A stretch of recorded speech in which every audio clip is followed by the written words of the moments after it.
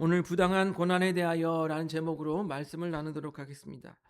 우리 여기 앉아 계신 분들 중에 최근에 교회에 다닌다는 이유로 혹은 기독교인이라는 이유로 핍박을 당하거나 고난을 당한 기억이 있으신 분 있으십니까? 예, 저는 거의 없을 것이라고 생각되어집니다. 왜 그러냐면 그만큼 우리 사회가 종교에 대하여 자유로운 사회가 되었다라는 것입니다. 그럼에도 불구하고 우리가 그리스도인으로서 사회생활을 하다 보면 또 다른 사람과 관계를 갖다 보면 여러 가지 보이지 않는 차별과 곱지 않는 시선을 느낄 수 있는 것이 사실입니다. 가장 쉽게는요, 회식 자리에서 이런 말을 종종 듣습니다. 야, 너만 그리스도인이냐? 야, 우리도 교회 다니는데 이렇게 같이 한 잔씩 하고 그러는데 왜 너만 유독 그러냐? 어? 그러니까 유연성이 없는 특별한 종자, 특종이라고 그러죠. 그런 취급을 받는 경우가 있습니다. 또 주일에 교회를 간다고 하면 야, 한번 빼고 우리 여행이나 한번 같이 가지. 뭘 그렇게 유달리 꼭 주일날 교회를 가야 된다고 그렇게 하냐. 그들의 의견에 동조하지 않으면 마치 미친 광신도를 보는 양 그렇게 쳐다보는 사람들도 있습니다. 또 그리스도인으로서 우리가 세상에서 빛과 소금이 되려고 불의를 볼 때 불의에 맞서고 싸우려고 하고 바른 길로 가려고 하면 야, 너는 왜 이렇게 세상을 딱딱하게 살아가냐? 그렇게 핀잔을 주면서 피하고 서서히 왕따를 시키는 그러한 일들을 당할 수도 있다라는 것입니다. 여러분, 우리가 뭐 잘못했습니까? 그냥 우리가 믿는 대로 하나님의 말씀대로 그렇게 세상에 바르게 살려고 하는 것이 전부인데 왜 세상은 우리를 그렇게 삐딱하게 쳐다볼까요? 그래서 성경은 이렇게 말합니다. 요한복음 15장 18절 19절 넘겨줘 보세요. 우리 같이 한번 보겠습니다. 15장 요한복음 15장 18절 19절 같이 읽겠습니다. 시작. 세상이 너희를 미워하면 너희보다 먼저 나를 미워한 줄 알라. 너희가 세상에 속하였으면 세상이 자기의 것을 사랑할 것이나 너희는 세상에 속한 자가 아니요 도리어 내가 너희를 세상에서 택하였기 때문에 세상이 너희를 미워하느니라. 아멘. 예수님께서는요 우리에게 이렇게 말합니다. 세상이 너를 미워하는 것은 너희가 세상에 속해 있지 않고 누구에게 속해 있기 때문이라고요? 예수님에게 속해 있기 때문이라고요. 그래서 예수님을 미워하니까 우리도 같이 미워하는 거예요. 여러분, 이 말씀이 오늘 제가 전하려고 하는 말씀을 맥을 관통하는 말씀입니다. 한번 함께 나누어 보기를 바랍니다. 오늘 본문을 보면요, 역시 성도가 부당한 고난을 당하는 것에 대하여 말을 하고 있습니다. 베드로 사도가 이 베드로 전서 편지를 기록할 당시 이 편지를 읽게 될 사람들이 처해 있는 상황은 이렇습니다. 뭐냐면요, 로마의 식민지였어요. 그리고 그 로마 시대에서는요, 오이코스라고 하는 이걸 집안이라고 그래요. 그 집안이 있어요. 이 집안에서 가장의 역할을 하는 파테르 파밀리아스라는 사람이 있는데 우리가 소위 말하는 가장이죠. 예, 집안의 대장이죠. 집안의 이 가장이 집안의 구성원인 모든 사람, 즉 자기의 아내도 그렇고 자기의 자녀들도 그렇고 또한 자기가 거느리고 있는 종들도 그렇고 그들의 생사를 결정할 수 있는 거예요. 가장이. 그런 시대였다라는 거예요. 그런데 18절에 등장하는 사환이 있어요. 여기서 사환은요, 우리가 생각하는 일반적인 노예보다 약간 좀 이렇게 취급받는, 쉽게 말하면 좀 더 인정받는, 어떻게 보면 이제 집사라고도 할 수 있죠. 그렇게 좀 인정받는 그런 종을 사환이라고 하는데, 그런 사환조차도 이 주인의 기분에 따라서 아니면 주인의 어떤 그 성품에 따라서 부당한 대우나 체벌을 피할 수 없었던 게 바로 그 시대였다라는 것입니다. 당시의 관습상이요, 주인이 어떠한 우상신을 섬기면 이 종들도 가족들도 전부 다 그것을 섬겨야 돼요. 그런데 오늘 베드로전서를 보니까 이 종인데, 사환인데 예수를 믿어서 그리스도인이 된 경우가 있어요. 그러면 여러분, 그리스도인들은 우상을 섬기면 돼요, 안 돼요? 안 되잖아요. 그러니까 종인데 주인에 반하여서 나는 그 우상에 절할 수 없습니다, 이렇게 되면은 주인이 화가 나요, 안 나요? 그러니까 주인으로부터 부당한 대우를 받을 수밖에 없는 그런 상황들이 생겨난단 말이에요. 그렇게 부당한 고난에 처해 있는 그 그리스도인들을 향하여서, 특히 이 사환된 그리스도인들을 향하여서 베드로 사도는요 18절에 이렇게 말하고 있습니다.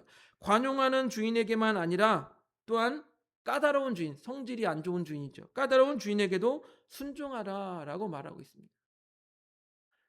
그러니까 착하고 너그러워서 종을 잘 해주는 그런 주인뿐만 아니라 까다롭게 자기를 핍박하고 부당한 대우를 하는 그런 종에게도 순종하라고 말하는 거예요.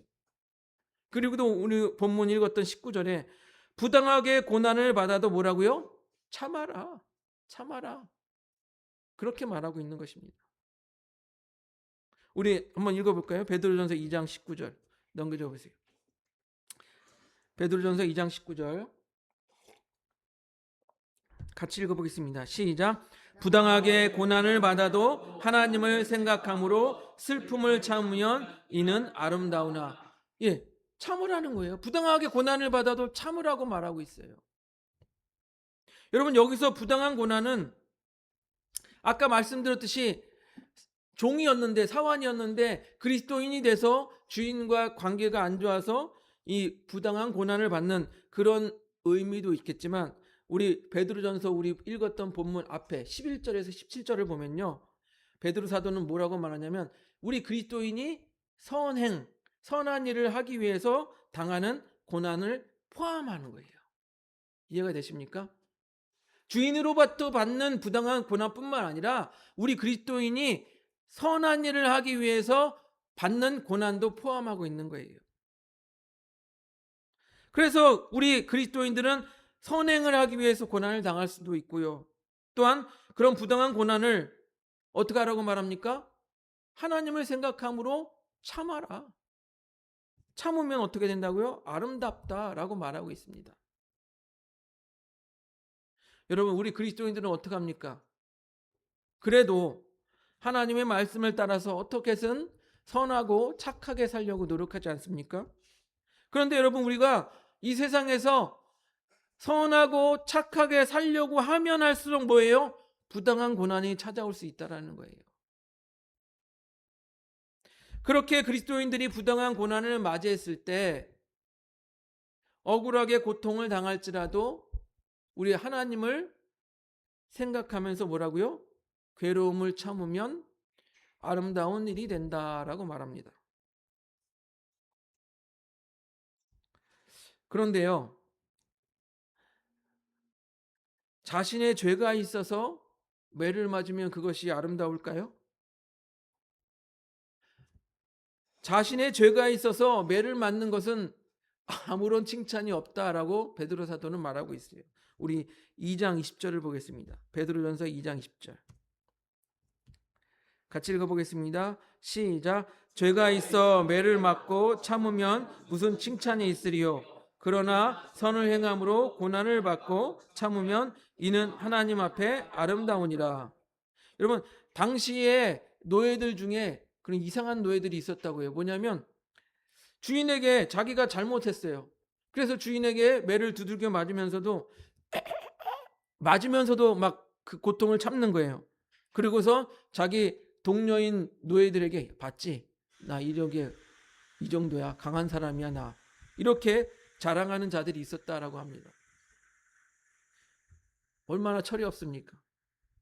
마치 우리 철없던 학창 시절에 여러분 어떤 경우들이 있었어요. 선생님한테 신나게 말을 맞고 그것을 친구들에게 무용담인 양 자랑스럽게 말하는 친구들이 있었죠. 그런 것과 다를 바가 뭐가 있습니까? 하지만 그러한 태도는 영예가 되지 않는다라고 말합니다. 오히려 수치거리가 된다라고 말합니다. 하나님 앞에서도 아무런 칭찬거리가 되지 않는다라고 말합니다. 오직 아무런 죄가 없으나 선을 행함으로 받는 이 부당한 고난을 참을 때, 그때 뭐라고요? 아름답다라고 말하고 있는 거예요. 여러분, 자꾸 제가 이제 앞에서 부당한 고난을 참으면 아름답다라고 하는데, 여러분, 목사님 그럼 아름다움 가지고 뭐 세상을 살아갈 수 있어요? 아름다움만 가지고 세상을 살아갈 수 있어요? 무조건 참는 게 말이 됩니까, 목사님? 이렇게 묻는 분들이 계실 수 있어요. 그래서 고난을 참을 수 있는 이유에 대해서 오늘 구체적으로 함께 나누어 보고자 합니다. 우리가 부당한 고난을 참을 수 있는 첫 번째 이유는 바로 그 이를 위해서 부르심을 받았기 때문이에요. 한번 따라해 보실까요? 이를 위하여 부르심을 받았다. 즉 부당한 고난을 참으라고 부르심을 받았다라는 거예요. 베드로전서 2장 21절을 보면 전반절에 이를 위하여 너희가 부르심을 받았느니 라고 기록하고 있습니다. 이 말은요, 우리가 그리스도인으로서 선을 행함으로써 그때 받는 부당한 고난을 우리가 그리스도인으로서 당연히 받아야 한다라는 거예요. 이거는 우리가 받아도 되고 안 받아도 되고 선택이 아니라 필수적인 요건이라는 거예요. 결국 우리 그리스도인들은 어떤 사람들입니까? 예전에 제가 설교 시간에 어두움의 존재, 어두움에 있었다가 빛으로 부르심을 받은 존재예요. 빛의 자녀들입니다. 그래서 우리는 어떤 사명을 가지고 있어요? 하나님의 아름다운 덕을 사람들한테 전해야 돼요. 말로 전하는 것뿐만 아니라 우리가 선행을 함으로, 착한 일을 함으로 전해야 하는 사명을 가지고 있는 자들이에요. 그렇기 때문에 우리가 선행을 함으로 받는 부당한 고난을 달게 받아야 한다라는 것입니다. 그 일을 위하여 부르심을 받았기 때문이라고요. 베드로전서 2장 9절을 보니까요. 넘겨줘 보세요. 베드로전서 2장 9절 같이 읽어보겠습니다. 시작. 그러나 너희는 택하신 족속이요 왕 같은 제사장들이요 거룩한 나라요 그의 소유된 백성이니 이는 너희를 어두운 데서 불러내어 그의 기이한 빛에 들어가게 하신 이의 아름다운 덕을 선포하게 하려 하심이라.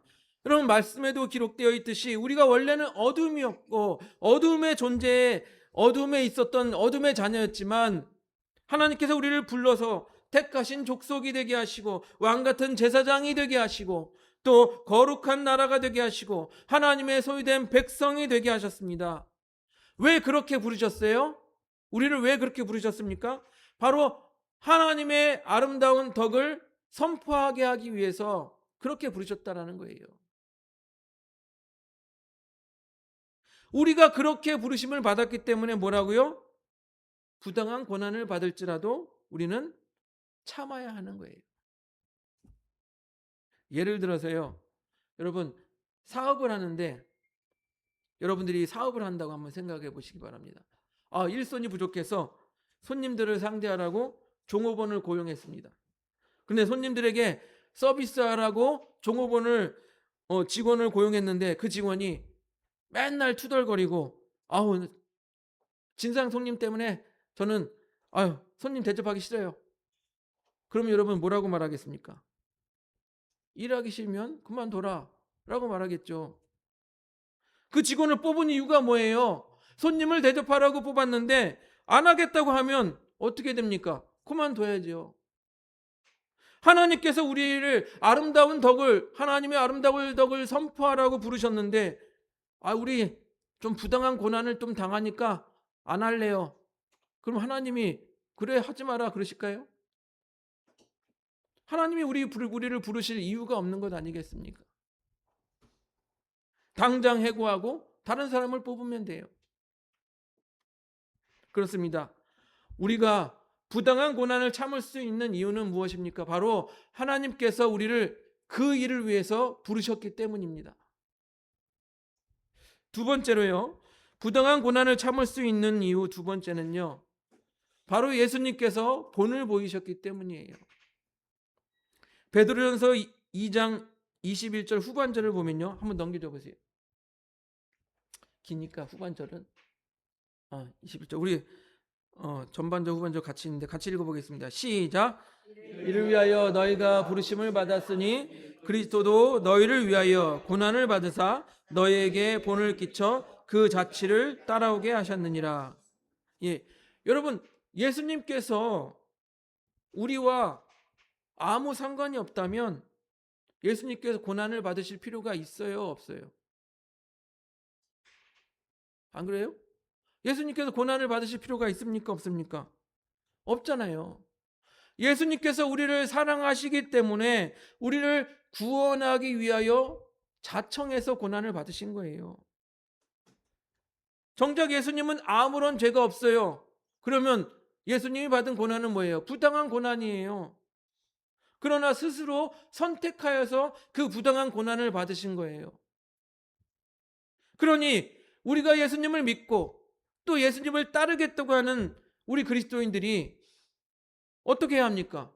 예수님처럼 예수님을 따라서 이 부당한 고난을 견뎌내야 하는 것 아니겠습니까? 그것이 맞잖아요. 또 하나님께서는요, 우리에게 야, 무작정 참아라, 참아라 라고 말씀하시지 않습니다. 바로 예수 그리스도라는 모범 답안지를 우리에게 보여주시고 따라하면 돼, 너희가 그대로 따라하면 돼 라고 말씀하시지 않습니까? 예수님께서 본을 보여주셨어요. 여기서 본을 끼쳤다라고 말하는데, 이 본이라는 것은요, 고대 그리스에서 어린아이들이 글씨를 쓸 때 그 밑에 깔고 그 같이 똑같이 쓸 수 있는 투명한 글자판을 이 본이라고 말해요. 예. 근데 우리도 어렸을 때 그렇잖아요. 처음에 초등학교 때 처음 우리 학교 가서 글씨 배울 때 기역, 니은, 디귿 배울 때 어떻게 합니까? 거기 점선을 따라서 그리던가 아니면 민홍지 같은 거 이게 위에 씌우고 똑같이 그리지 않습니까? 여러분, 그렇게 따라서 그리는 거예요. 똑같지 않아도 돼요. 완벽하지 않아도 괜찮습니다. 예수님께서 우리를 위하여 부당한 고난을 당하셨듯이 우리도 그렇게 그 길을 따라서 가면 되는 거예요.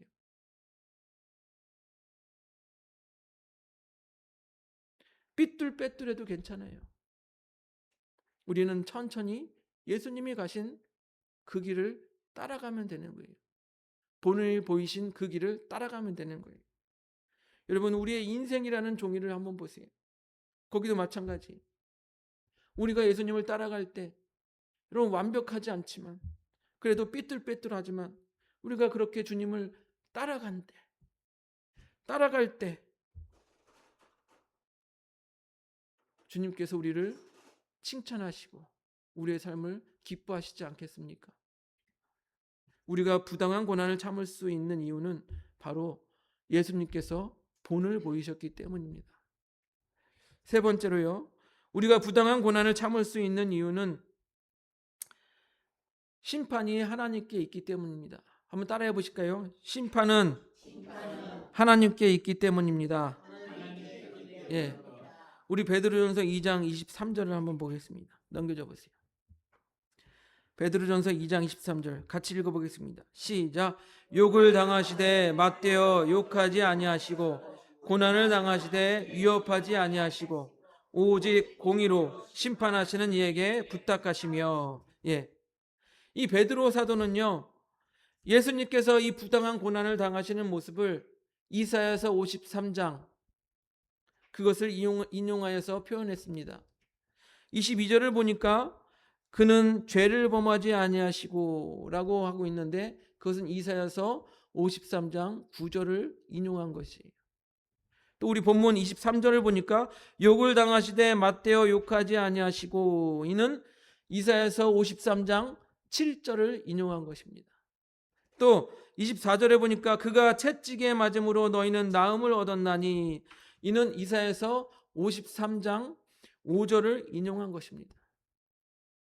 이렇게 베드로 사도는요, 이사야서를 통하여서 아무런 대꾸 없이, 아무런 저항 없이 그 고난의 길을 걸어가시는 예수님을 어린 양과 같이, 도살장에 끌려가는 어린 양과 같이 그렇게 표현한 것을 볼 수 있습니다. 여러분, 그러나 보세요. 예수님이 자신을 공격하는 자들에게 벗어날 수 있는 능력이 있어요, 없어요? 있죠. 당장이라도 그들을 진멸할 수 있는 능력이 있어요, 없어요? 있죠. 그럼에도 불구하고 주님께서는 어떻게 해요? 자기 스스로 그 고난의 길을 따라가신 거예요. 왜요? 그것이 하나님 아버지의 뜻이었기 때문입니다. 그리고 나서 뭐라고 부탁하셨습니까? 하나님께 이 모든 상황을 공의로 심판해 달라고 부탁을 하신 것입니다.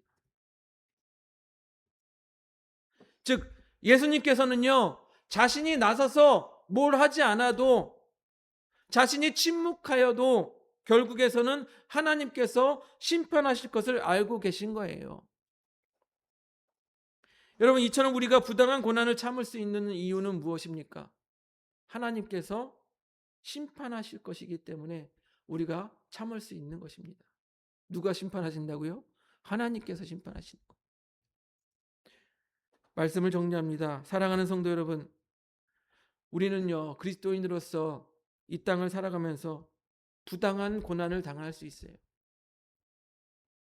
자신이 죄를 지어서 고난을 받으면 당연한 거죠. 자기 책임이죠. 자기가 죄를 지었기 때문에 고난을 당하는 것.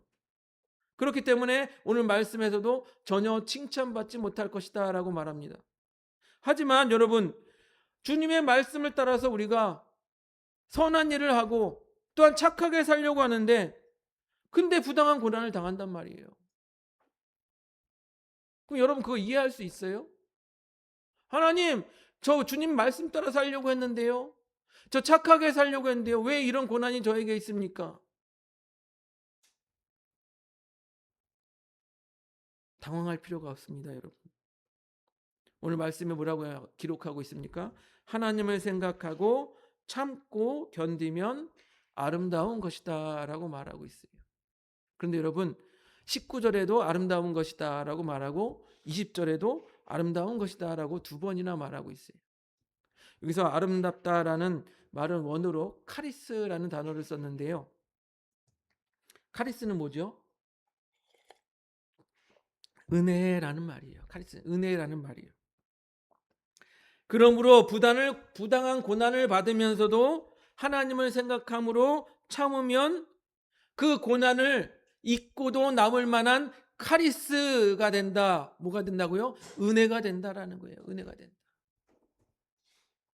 부당한 고난을 받지만 하나님을 생각하면서 참고 견디면 아름다움, 곧 카리스, 곧 은혜가 된다라는 거예요. 은혜가 된다. 제가 오늘 말씀드렸습니다. 우리는 부당한 고난을 당할 때 그 일을 위하여 부르심을 받았으므로 참을 수 있다라고 말씀을 드렸습니다.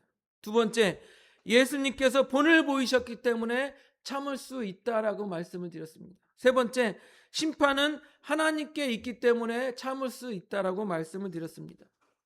그런데 베드로 사도가 이 말씀을 정리하면서 25절에 보니까 우리가 예수님을 믿기 전에는 길 잃은 양과 같았다라고 말합니다. 길 잃은 양 뭐예요? 방황하잖아요. 누가 들짐승이 잡아갈지도 모르고 잡아먹을지도 모르고 방황하잖아요. 하지만 이제는 목자와 감독에게 돌아왔다라고 말합니다. 여러분, 목자와 감독은요, 우리를 돌보고 보호하고 푸른 초장과 쉴만한 물가로 인도하는 것이 바로 목자예요. 여러분, 이렇게 생각해 보세요. 우리가 부당한 고난을 당할지라도 예수님께서 우리의 목자 되셔서 우리를 보호하시고 쉴만한 물가로 인도하시고 불꽃 같은 눈으로 지켜보시고 품에 안아주실 것이다 라고 한번 생각해 보세요. 고난을 인내하고 참을 수 있는 힘이 생길 것입니다. 그렇게 목자의 품에 안긴 어린 양과 같이 참 평안을 얻게 될 것입니다. 오늘 그렇게 부당한 고난 속에서도 평안을 얻는 우리 하늘봄교회 성도님들이 되시기를 주님의 이름으로 축복드립니다.